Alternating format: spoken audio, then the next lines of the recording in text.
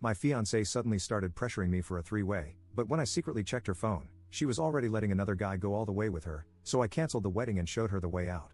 Posted by you/RadiantRub1212. I, 24M, recently proposed to my now ex-fiancée, 23F, after 2 years of dating. We met through mutual friends at work. We started talking as friends, went on dates, and on New Year's Eve, we officially started dating.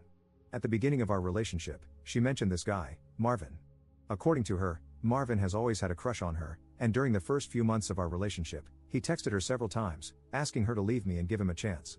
We used to talk about how pathetic this guy was and how she despised him for suggesting she would leave me for him.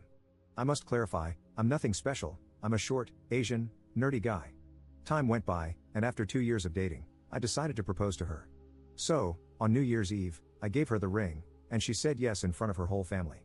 I had some money saved, she doesn't work, so I started looking for venues, catering, invitations, decor, and everything. I spent a large amount of money, as her parents were not in a position to help with the expenses, and I had enough savings to handle this comfortably. One day, while we were running errands, we started talking about having a three-way. We're in our 20s, so there are a lot of things we want to try. We discussed for a while how we could find someone, and she quickly said, I have someone in mind. I asked who, and she replied, Marvin. I know that was the first red flag, but I let it pass.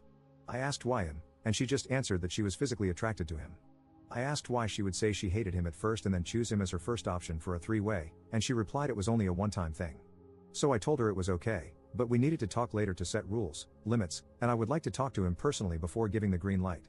During the next couple of days, she started acting really excited, coming to me to show hotels and asking when we were going to meet with him, talking about how exciting everything was.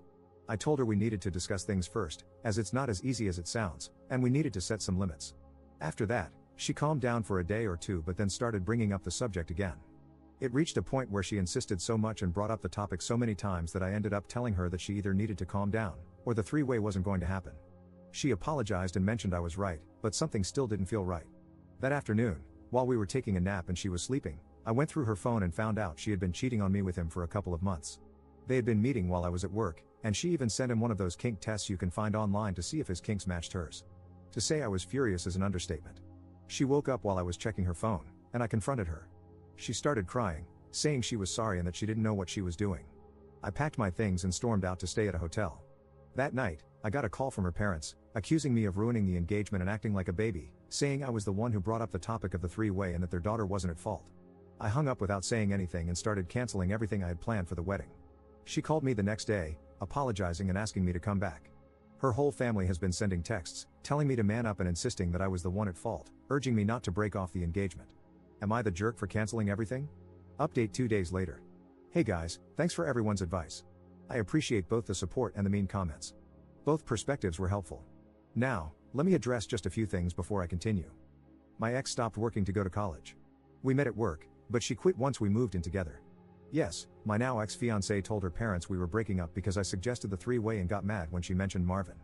And her parents believed her. Yes, I needed reassurance to make sure I wasn't at fault. I've been conditioned all my life to be a doormat, so it's hard to stand up for myself. Here's the update. After reading all your messages, I reached out to my father-in-law, and we agreed to meet at a nearby mall to talk about the reasons why I broke off the engagement. I had a good relationship with him, as we both share the same interests and hobbies, so I figured we could have a conversation. We met, and even though he seemed mad, he agreed to listen. I took screenshots of the conversations my ex-fiancée had with Marvin and showed them to him. After looking at everything, he told me that my ex had given them a completely different story. According to him, my ex went to them crying, saying I was breaking the engagement because I wanted to have a three-way, and when she picked Marvin as the third, I snapped at her. He also mentioned that Marvin has been coming by to check on my ex, as she has been staying with them since we broke up. We went to my apartment and packed all of her belongings to move her out. The ring was at the apartment as well, so I kept it. We're on our way to drop everything off with her right now. I'll keep you guys updated. Second update 10 days later. Hey guys, I'm back. I know y'all have been waiting for this update. I had to create a new account because I got shadow banned on the other one. I apologize for the delay. So after picking up my ex's belongings, my father-in-law and I drove to his house. The ride there was awkward, to say the least. When we got there, we walked in, and guess who was there? Exactly, effing Marvin. They were all in the living room. My ex looked like she'd been crying for a while, Marvin was hugging her, and my mother-in-law was sitting next to her with a box of tissues. My mother-in-law saw me enter and immediately asked my father-in-law what I was doing there. He responded, "We all need to talk about the situation," and he came to clarify some things. We all sat down, and Marvin was about to leave the room when my father-in-law said, "No, please stay, you're part of this too." Marvin sat down, but it was clear he wasn't handling things well. His right leg was bouncing, and he tried his best not to make eye contact with me or my ex. My father-in-law then started by saying that I had agreed to continue with the engagement, which made my mother-in-law and my ex smile. However, my father-in-law said I had one condition: Marvin must show him his WhatsApp conversation with my ex. At that moment, I was shocked. I was about to argue, but then I understood something. Most likely, my ex had deleted the conversation with Marvin, but there was a chance Marvin hadn't. Marvin tried to protest, but my father-in-law insisted and asked him to do this for his daughter. My ex and Marvin glanced at each other, while my mother-in-law sat silently, looking at my father-in-law. Finally, Marvin stood up and left without saying anything else. My ex started crying again, but my father-in-law told her to shut up. He said I had shown him the screenshots of their conversations and that he was disappointed to have raised a cheater. My mother-in-law was in disbelief, so I showed her the screenshots too.